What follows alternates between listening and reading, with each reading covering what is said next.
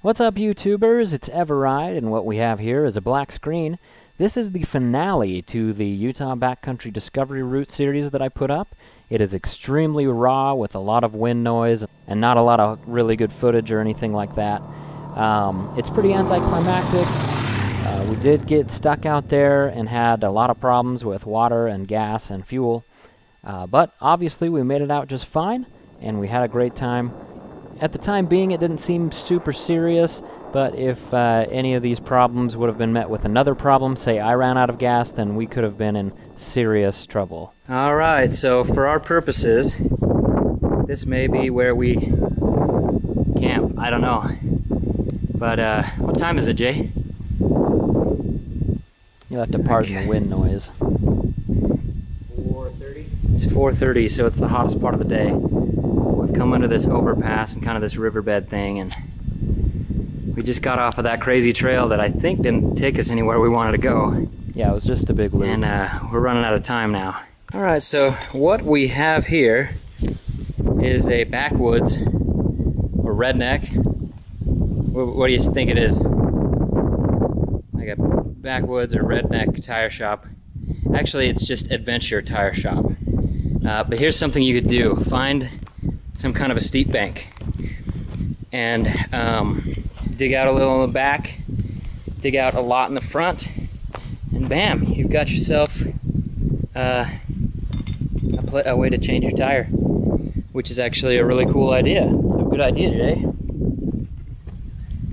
But that's how we've got to do it. So actually there's nothing redneck about it. We've got to get this tire changed, and that storm in the sky does not look promising. Actually it does, because it's really hot. Jay's thermometer on his bike reads 109. So hopefully it rains a little or this breeze keeps up, but either way we've got to change the tire. Alright, so what we have here, little tiny guy. Let's see if I can get it. Zoom in there. It's not going to get it. Yeah, there's no macro on this. But anyway, we got a tiny little pinch right there. Why isn't it leaking air right now? It is. Oh.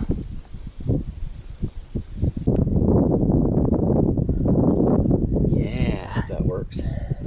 I hope it works too. Sweet.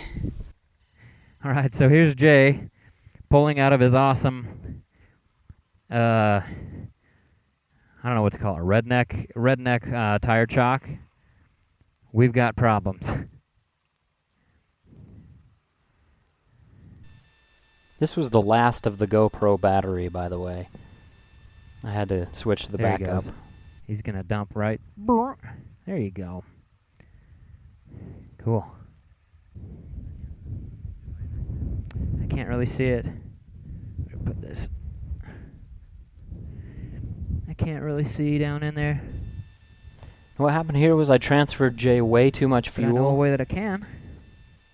And it ended up being a really big mistake because can't? Well, you'll see in a minute. Okay. Yeah, I'm looking pretty sparse, so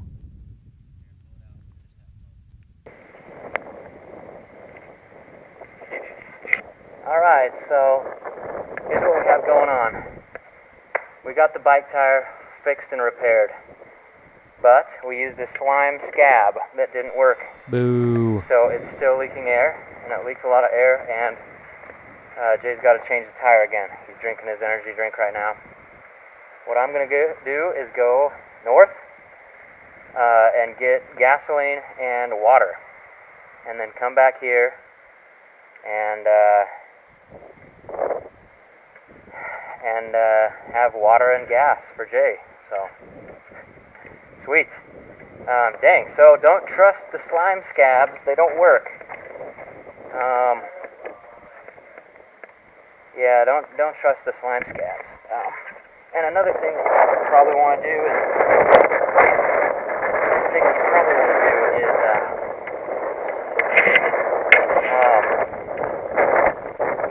when you change your tire, use the replacement tube first, and put away the tube with a hole in it if you have a replacement tube.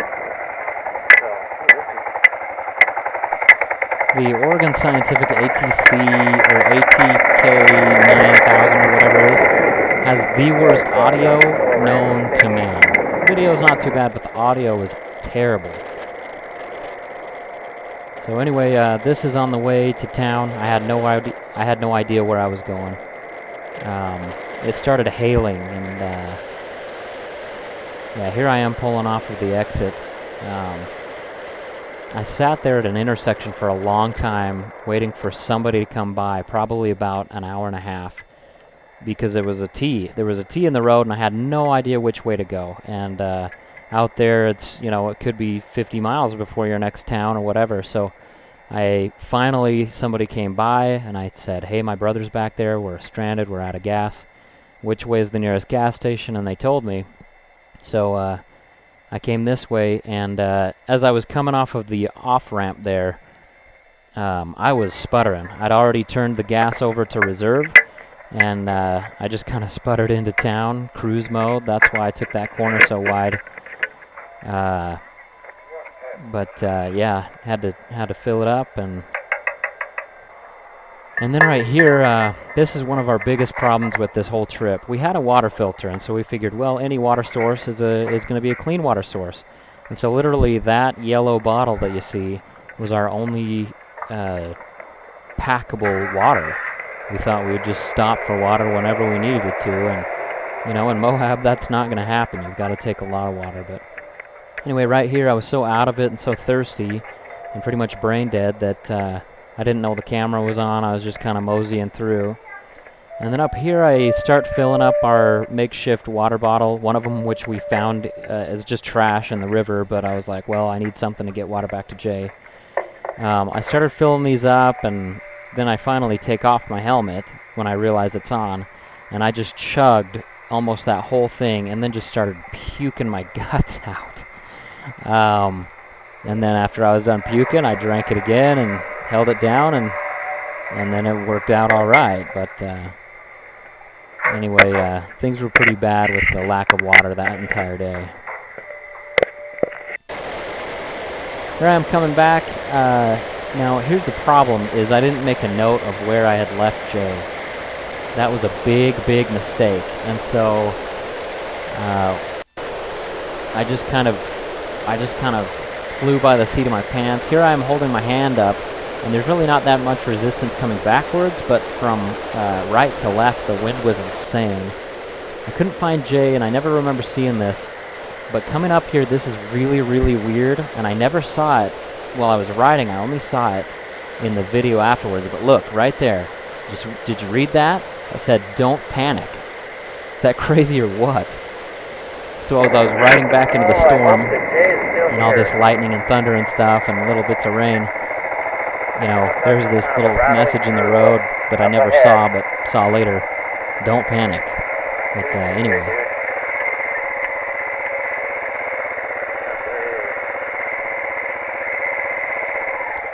Funny enough, somebody had actually come down here out of the blue. I mean, this is not a cool wash at all, but I guess they were taking photographs, and they saw Jay. They saw that he needed some help, and they actually gave him a big old bottle of Evian water, which was really cool.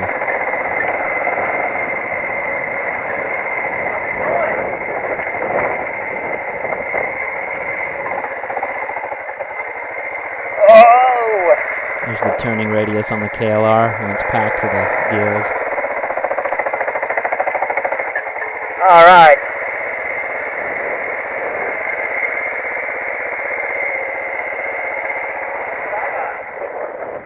What's that?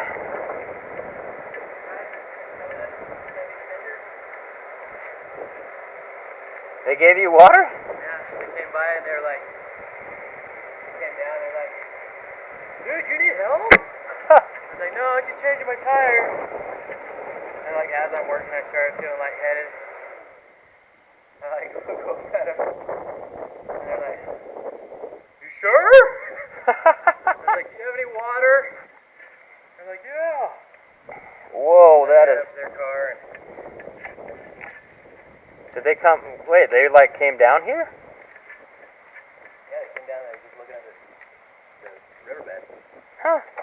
They're like, oh, cool, good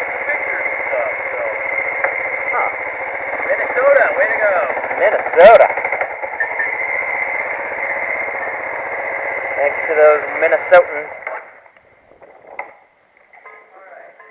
Dude. Oh, that is... What the hell? That was stuck on there the whole time. And I have to say, right now, I am reaffirming my deep hatred of riding on the freeway. I got one.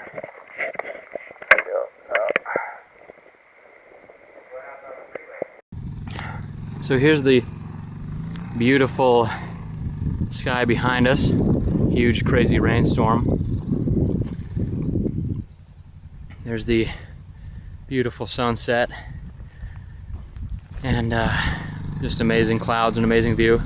And there, my friends, is the bridge that we've been stuck at for 5 hours. It has ruined our, well, not ruined our trip. Our trip was amazing. But our trip was, we've got to get home. We spent too much time in one spot. Nothing we could do about it though. The flat tire was too much to handle. Hey, let's pump them, let's air up and get the gas up here, buddy. So, you know, it is what it is. We've had a amazing time and tough times and really fun times, but we only did a very, very small section of the BDR. But what we saw of it was amazing. But sometimes, you know, bad things happen. So anyway, you might have think, hey, well, you were under a bridge and there was a road right there. Well, the truth of the matter was, is we probably saw, we heard 2 cars go by up above that entire time. That was a really, really remote location. Again, I sat for probably an hour and a half just waiting for a car to come by to ask directions. But it was, you know, that was our little ordeal. So, you know, we weren't super close to death or anything like that. We were definitely dehydrated and definitely had flat tires and definitely out of gas. And if you know, if one more variable would have gone wrong, we could have been in really, really big trouble. So always make sure you're carrying enough water, and always make sure that you carry a spare tube. Don't trust slime scabs. Anyway, guys, I hope you enjoyed the Utah Backcountry Discovery Route section that we did. Hopefully someday you'll be able to get out here with me. And again, pardon for the rawness, but thanks for those of you who have stuck through the whole thing and watched all the boring bits. It was a cool experience. So anyway, guys, we'll catch you in some